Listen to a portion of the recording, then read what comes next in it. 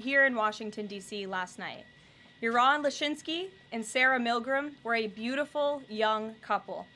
In fact, we learned that Yaron was planning to propose to Sarah next week in Jerusalem. Yaron's father, Daniel, spoke about the young couple's devotion for one another this morning. He said, "They were in love, one for the other. The embassy told us they were like a star couple at the embassy. I never expected something like this. He had his whole life before him." These words, especially every parent knows, are heart-wrenching. The evil of anti-Semitism must be eradicated from our society. I spoke to the Attorney General this morning. The Department of Justice will be prosecuting the perpetrator responsible for this to the fullest extent of the law. Hatred has no place in the United States of America under President Donald Trump. Everyone here at the White House is praying for the victims' friends and families during this unimaginable time. Now for some scheduling announcements. On Saturday morning, President Trump will deliver the commencement address at the United States Military Academy at West Point. On Monday, to commemorate Memorial Day, the president will visit Arlington National Cemetery and participate in a wreath-laying ceremony. The president will further honor our military next month on June 14th when he hosts the 250th anniversary of the United States Army with a grand military parade celebration right here in our nation's capital. President Trump will be joined by veterans, active duty troops, wounded warriors, Gold Star families, and patriotic Americans from across the country to celebrate our heroes who have kept us safe. Tickets for the parade and the celebration are available through the America 250 Commission's event registration portal. It will be a truly historic and special day for our country. After the parade, President Trump will travel to the G7 Leaders Summit in Canada from June 15th through the 17th. We will be sending an additional logistics information out after the briefing. Last night, Republicans in the House passed the One Big Beautiful Bill Act, the most significant piece of legislation in years. There were a lot of good faith negotiations in the Republican conference leading up to the final passage, but as always, President Trump came in at the end to bring all sides together and get this deal done. This One Big Beautiful Bill will implement President Trump's Make America Great Again agenda by delivering the largest tax cut in American history for middle-class families, the working class, and small businesses. The One Big Beautiful Bill fulfills President Trump's promises of no tax on tips, which was applauded today by the CEO of Uber, no tax on overtime, a Made in America auto tax break, Trump savings accounts for newborn babies, and substantial tax cuts for our amazing seniors' Social Security benefits. The One Big Beautiful Bill will permanently secure the border by delivering the largest border security investment in history, funding at least 1 million annual removals of illegal aliens to carry out the largest deportation campaign ever, finishing the Trump border wall, and giving pay raises and bonuses for our incredible ICE and Border Patrol agents. The One Big Beautiful Bill protects the Medicaid program and its benefits for the most vulnerable Americans that the program was designed for, by kicking off 1.4 million illegal aliens from receiving benefits and implementing common sense work requirements for able-bodied Americans. The One Big Beautiful Bill also helps get our fiscal house in order by carrying out the largest deficit reduction in nearly 30 years with $1.6 trillion in mandatory savings. Every single Democrat in the House of Representatives who voted against all of these common sense and massively popular policies. The Democrat Party has never been more radical and out of touch with the needs of the American people. The One Big Beautiful Bill is the final missing piece toward ushering the golden age of America. The Senate should pass this as quickly as possible and send it to President Trump's desk for a final signature. After today's briefing, President Trump will hold a Make America Healthy Again event alongside Secretary Kennedy and several other cabinet secretaries to unveil the Maha Commission report. President Trump wants every child in America to grow up and to live a long and healthy life. That's why he's working alongside Secretary Kennedy to end the chronic disease epidemic to keep our children healthy, safe, and disease-free. The Maha Commission report is a historic assessment, the first of its kind by any presidential administration, of current evidence and research about the health crisis affecting America's children. This report is a review of pre-existing research to comprehensively assess what we understand about our health problems and what we don't understand, and how we can find those answers. All of the findings will be based on the gold standard of science. And I think I speak for all MAHA moms across the country when I say we look forward to the president's event and remarks later this afternoon.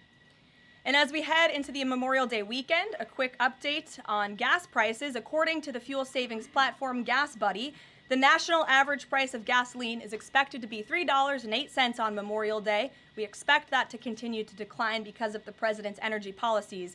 But this is down from Memorial Day last year. And adjusted for inflation, it's the second cheapest price for a gallon of gas on Memorial Day since 2003, thanks to President Trump.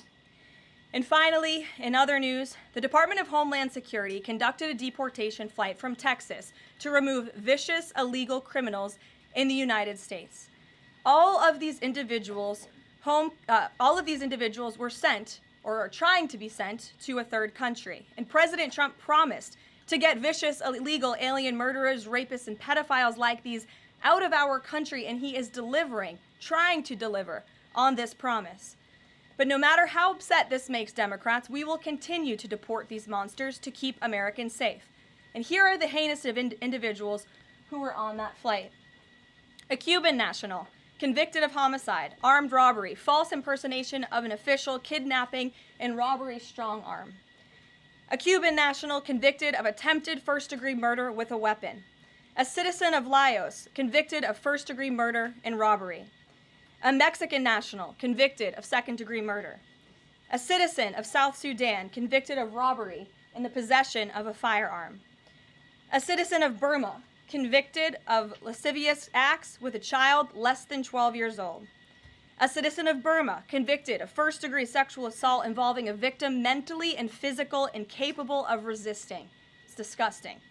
And a Vietnamese national convicted of first-degree murder.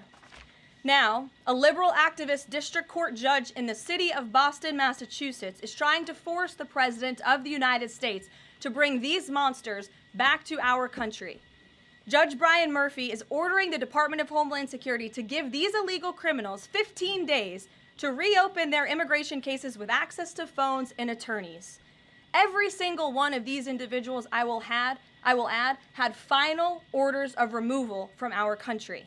And now Judge Murphy is forcing federal officials to remain in Djibouti for over 2 weeks, threatening our U.S. diplomatic relationships with countries around the world, and putting these agents' lives in danger by having to be with these illegal murderers, criminals, and rapists. This is completely absurd. Judge Brian Murphy is not the Secretary of State. He is not the Secretary of Defense or the Commander-in-Chief. He is a district court judge in Massachusetts. He cannot control the foreign policy or the national security of the United States of America, and to suggest otherwise is being completely absurd. According to new reporting about this judge, he's a registered Democrat in Massachusetts who during his Senate confirmation hearings failed to disclose his ties to a radical left-wing organization that claimed the word illegal to describe illegal aliens was inherently prejudicial. This massive judicial overreach by Judge Murphy is part of the same opposition our administration has faced since day one. Radical left-wing judges are egregiously trying to stop President Trump from using his core constitutional powers as head of the executive branch and commander-in-chief. These judicial activists want to unilaterally stop President Trump from deporting foreign terrorists and keeping the American people safe. Nearly 80 million Americans re-elected this president to deport illegal criminals from our homeland, and polling consistently shows that 90% of Americans want illegal alien criminals, especially those with final orders of removal from our country, who have chosen to continue to stay here illegally. Americans want these people sent home. We hope the Supreme Court will continue to rein this in as soon as possible to restore proper constitutional order in our country. We'll take some questions. And here in our new media seat today, we have Jillian Michaels. She's a renowned personal health expert. I know all of you know her. I certainly do, watching fitness videos growing up. And a media powerhouse who continues to expand her reach with her podcast, Keeping It Real. Jillian, I know you're here today for the Make America Healthy Again event. We're proud to welcome you to the White House. Thanks for being in the briefing. Why don't you go ahead? Thank you for having me. As a Maha mom yourself, how do you interpret the significance of this report in terms of delivering measurable health improvements for Americans and their kids, and what specific actions does the administration plan to take in response to it? Sure. Well, thank you for the question. And again, thank you very much for being here. I would like to emphasize, we held a call earlier today with Secretary Kennedy, Secretary Rollins, Administrator Zeldin, and other officials at Health and Human Services to talk about the gravity of this report. When the president took office, he promised to make this country healthy again. And the president signed an executive order directing this commission. And now, less than 100 days later, the commission is delivering this report. It's another promise made and another promise kept. And the report identifies 4 major factors that are contributing to the rise in childhood chronic disease. Again, this is the first time the federal government has really recognized in a single report that we have a problem in our country. Our children are getting sicker, not healthier. This is not just a crisis, a health crisis, but it poses national security implications as well. And this administration is focused on ensuring we understand why. The 4 factors contributing to the report, as you will all hear from the president later, are number 1, poor diet, a robust discussion about ultra-processed food that are dominating our children's diets, environmental chemical exposure, plastics and other chemicals that are unfortunately a part of our daily American life. It talks about the lack of physical activity and chronic stress, and how technology-driven lifestyles are contributing to the decline of our children's physical and mental health.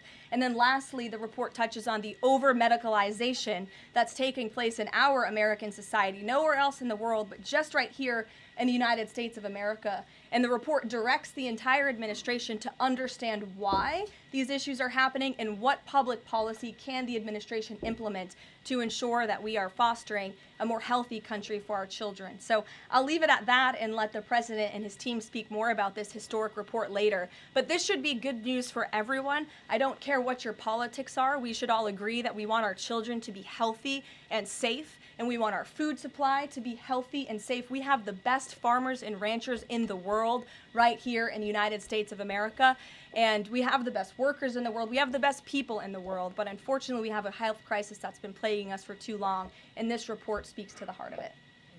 You're welcome. Thanks for being here. Garrett, go ahead. Caroline, you guys are very proud of your record on transparency. I have 2 transparency-related questions for you. Sure. On the president's dinner tonight, will the White House commit to making a list of the attendees public so people can see who's paying for that kind of access to the president? Well, as you know, Garrett, this question has been raised with the president. I have also addressed the dinner tonight. The president is attending it in his personal time. It is not a White House dinner. It's not taking place here at the White House, but certainly I can raise that question and try to get you an answer for it. Okay, and on the Qatari aircraft, the Air Force has said they're going to classify all the information about the work that has to get done to bring it up to snuff to be Air Force One. Previous Air Force One contracts, including the one that the president entered into in 2018, are public. That's available knowledge. Will the White House commit to releasing who's doing that work and the cost of that work? I understand that some elements might be classified about specific systems, but will you commit to releasing that basic information so people can see ultimately what this costs? Well, Garrett, as you know, that's a question for the Department of Defense and the United States Air Force, who is accepting this jet as part of their fleet. Declassify anything he wants. Well, you'll have to ask the Department of Defense and the United States Air Force, who is accepting this jet as part of its fleet. Peter. The president can declassify anything that he wants. Has he looked to see if there are any records here that would contradict what we've been told about Joe Biden's decline? He has not directed anyone, to my knowledge, to look into that, but surely I can ask him if he intends to. I think the president has spoken on this pretty extensively, and I have spoken about it extensively from this podium as well, how it was truly one of the worst political scandals this country has ever seen, that the previous administration covered up the decline in the former president's mental and physical ability. And it's now all coming out, but the American people knew the truth, and that's one of the many reasons why President Trump won the election on November 5th. And President Trump says that he basically thinks unelected Biden staffers concealed his decline so that they could use the levers of power for their own personal gain. Well, Look, that's not just the president thinking that, Peter. There's a new book out. I don't know if any of you have heard about it. Again, a little bit too late because the American people knew the truth on this from the very beginning. And there were reporters in this room, including some from your network, Peter, I'll give you a little bit of credit here, who have said that clearly Joe Biden's staffers were engaging in this cover-up. So this is common sense. This isn't the president making it up. These are facts that are now finally being revealed. Right, and I'm not saying the president's making it up, but he specifically talks about the auto pen. He thinks that staffers were using this auto pen. Is there some kind of like a badge that you have to swipe to use an auto pen? Is there a record of that? I can tell you here at this White House, the president signs any document that has legal implications. The president signs every executive order. He signs every proclamation. He signs pretty much every document that is needed for the president's signature, with the exception of maybe some letters to children. From what we have heard and seen, that was not the case in the previous administration, and the president is raising good questions that are worth looking into. And as for Maha, I'm going to take a sip of water, if that's okay with you guys. Go ahead. Thanks, Caroline. Back to the presidential gala tonight. Did anyone in the White House or in the White House counsel's office advise the president against holding this sweepstakes, whereby people who spent the most money on his Trump coin would then have access to the president at this dinner? Again, the president has been asked about this. He has addressed this. I have also stated previously from this podium that the president is abiding by all conflict of interest laws that are applicable to the president.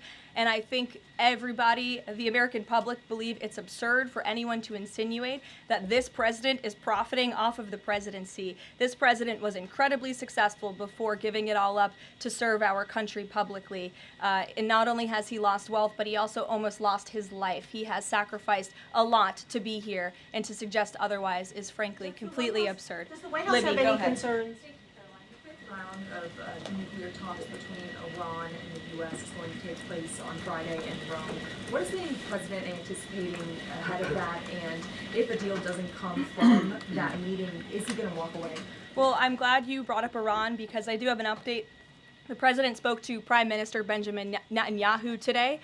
They had a productive discussion. They discussed many things, including, of course, the tragic shooting that took place here in Washington, D.C. last night. But they also did talk about a potential deal with Iran, which the president believes is moving along in the right direction. And as the president told me, and he's told all of you, this deal with Iran could end in two ways. It could end in a very positive diplomatic solution, or it could end in a very negative situation for Iran. So that's why these talks are taking place later this week. Yamish, good to see you. Hi, good. Thanks for taking the question. Sure. The president showed a video that he said showed more than 1,000 burial sites of white South Africans that he said were murdered. We know that that was not true and that the video wasn't showing that. So I wonder, why did the president choose to show What's not that? true, Yamish? It's not true. The video was showing a burial site. It is unsubstantiated that that's the case. No, it is true that that video showed the crosses that represent. Which is what the president claimed. The video showed images of crosses in South Africa about white farmers who have been killed and politically persecuted because of the color of their skin. The president And those claimed crosses that it are was showing a representing their burial lives. Those crosses are representing their lives in the fact that they are now dead and their government did nothing about it. Are you disputing that there's no... Disputing the fact that the video showed what the president claimed it showed, because it did not show that. But even more, what I'm asking you is who at the No, it White did House... show that. It who at showed the white crosses representing people who have perished because of racial House persecution. verifies the videos that the president shows, and what protocols are in place when there's unsubstantiated information being put out for the world and world leaders to Yamish, show? what's unsubstantiated about the video? The video shows crosses that represent the dead bodies of people who were racially persecuted by their government. In fact, the Associated Press, of all places, has a picture of that very monument, and the caption from the Associated Press is, "Each cross marks a white farmer who has been killed in a farm murder." So it is substantiated, but it's not just by that video and the physical evidence that everybody saw on display in the Oval Office, but also by another outlet in this room, the Associated Press. So you should take it up with them if you believe the claim is unsubstantiated, and that's a ridiculous line of questioning. John, go ahead. Go ahead, Thank John. you, Carolyn. The big, beautiful bill now goes to the Senate. Does, yes.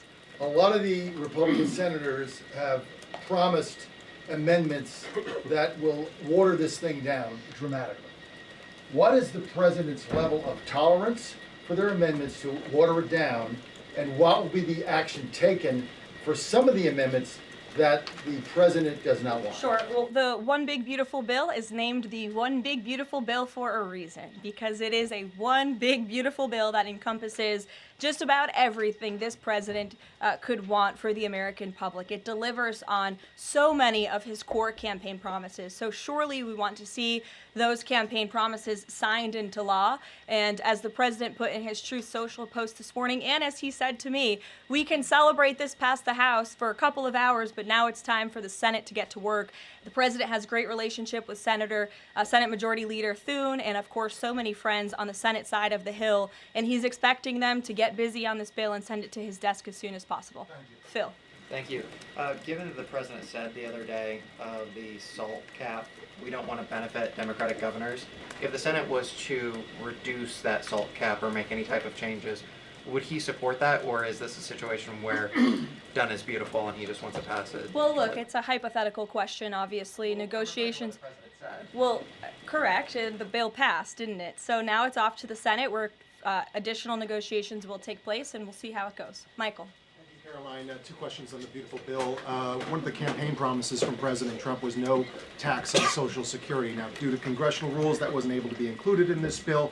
How does the president plan to follow through on that campaign promise? Well, this bill did address taxes for our seniors. It actually allows them to take off significant money from their Social Security payments, get more money back, I should say, put more money in their pockets for various reasons. So this bill delivers on that promise. That's the view of the White House. Secondly, you had two Republicans last night that voted against this bill, Congressman Massey and Davidson. Does the president think that they should be primaried? I believe he does, and I don't think he likes to see grandstanders in Congress. What's the alternative? I would ask those members of Congress. Did they want to see a tax hike? Did they want to see our country go bankrupt? That's the alternative by them trying to vote no. And the president believes the Republican Party needs to be unified, and the vast majority of Republicans clearly are and are listening to the president. They are trusting in President Trump, as they should, because there's a reason he's sitting in this Oval Office. It's because he's the unequivocal leader of the Republican Party. Not just a president for Republicans, but all Americans. The president's approval rating is at an all-time high right now, and it's because he knows how to deliver. And Republicans like Thomas Massey and others should take note. Stephen. Thank you, Caroline. Building on the question about Social Security, the bill includes the president's promises to address taxes on tips and overtime. Could you say his feelings about the income cap? Is he satisfied where that landed? And also on a different matter, could you comment on the investigation that the Justice Department has into Andrew Cuomo? As for the first question, the president is clearly satisfied where the bill landed because it passed. Again, now it has to go to the Senate, so changes could certainly be made. As for your second question, I would defer you to the Department of Justice. Christian. Yeah, thanks, Caroline. Can you explain the decision to totally shake up FEMA leadership just a week before hurricane season? You'd have to ask the Department of Homeland Security in terms of leadership, but certainly the administration, and I know the National Security Council here at the White House is monitoring storms and natural disasters that are happening across the country at all times. We're briefed on those. The administration is briefed on those, and Secretary Noem is leading that effort for sure. Switching gears, Caroline. Yeah, just following up on Warren Davidson, I wanted to read you his quote that he posted online. While I love many things in the bill, promising someone else will cut spending in the future does not cut spending. Deficits do matter, and this bill grows them. Why should that get a Republican primary? This bill saves $1.6 trillion for the American taxpayer. It saves more than any bill that has ever passed Capitol Hill has. In fact, by double. The next bill saved $800 billion. This bill saves $1.6 trillion. So this is a very good bill for the American people, the American taxpayer. And I believe, as an outlet put it with a headline this morning, it might have been Politico actually, they wrote that the American people are going to be flush with cash when this thing is signed into law. And that's a good thing for American taxpayers. Sure, go ahead. Caroline, what is the president doing to win Senate passage by July 4th? And does that include work to eliminate carried interest and make business tax cuts permanent? Where is he on those issues? Well, look, this bill literally just passed the House of Representatives, so now our team is suiting up for discussions with the Senate side of Capitol Hill. The president, again, said this morning he hopes to see this bill at his desk as soon as possible, and he'll be engaged in the process to get it through the Senate, just like he was to get it through the House of Representatives. What kind of assurances did he give the Freedom Caucus members to to kind of ensure that this would get through last night was changes to Fannie Mae and Freddie Mac, part of that equation, changes administratively to Medicaid as well? Well, I was in that meeting yesterday with the president and House Freedom Caucus, and he told them how he wants to be a cheerleader for them, a cheerleader for the Republican Party, and for the country. And Republicans faced a pivotal moment yesterday. They could have voted to bankrupt the country and increase taxes by $4 trillion, or they could vote for this one big, beautiful bill which cuts taxes and saves American taxpayers money. And he put that proposition before them, and clearly they heeded the call because the bill passed last night. Sure. Caroline, so on the Or this morning, rather. Every day is going into the next. Go ahead. The Netanyahu call. Just curious, did the president raise the flow of aid into Gaza? Is he happy with where that situation is right now? Not to my knowledge, but I can certainly go back and check. And did you have any reaction to the Supreme Court's ruling about the religious charter school today, as well as Justice Coney Barrett's decision to recuse herself? We'll get you an answer on that case specifically. Sure. You mentioned the president has a good relationship with Leader Thune. Has he talked to him specifically about the plan to get this through the Senate? Does he plan, or is he going to reach out to Republicans who have voiced concerns? Not to my knowledge has he spoken to Leader Thune this morning. He very well could have. I just wasn't briefed on that call. We can go back and check for you. The president did speak to Prime Minister Netanyahu this morning. He also had a call with President Sheinbaum this morning. He was receiving his intelligence briefing. He's been very busy all morning. But again, he certainly intends to remain active and engaged in these negotiations with the United States Senate to get this bill done. And just following up on the dinner tonight, you mentioned this is not a White House dinner, but the president is always the president, and the Trump family is making money off of this. So can you just explain, how is this not the president using the office to enrich himself? All of the president's assets are in a blind trust, which is managed by his children, and I would argue one of the many reasons that the American people reelected this president back to this office is because he was a very successful businessman before giving it up to publicly serve our country. Reagan. Thanks, Caroline. Last week, the president told Bret Baier that he trusts his people, but thinks that the official narrative on his assassination attempts are, quote, a little bit odd. FBI Deputy Director Dan Bongino said days later that there's no conspiracy to find, and as he put it, quote, the there that you're looking for is not there. My question is the president personally satisfied with the investigations into the attempts on his life? And does he agree with Deputy FBI Director, or does he think there's more to it? Well, in the lead up to your question, you answered your own question with the president's own words, and I'll leave it at that. Sure, go ahead, Haley. Thank you, Caroline. Haley, go ahead. Oh, thanks. I wanted to follow up on his call with Prime Minister Netanyahu in his effort to reach a deal with Iran. Does he feel like he has the Prime Minister's support in this effort at this point, or did the Prime Minister raise concerns to him in this conversation?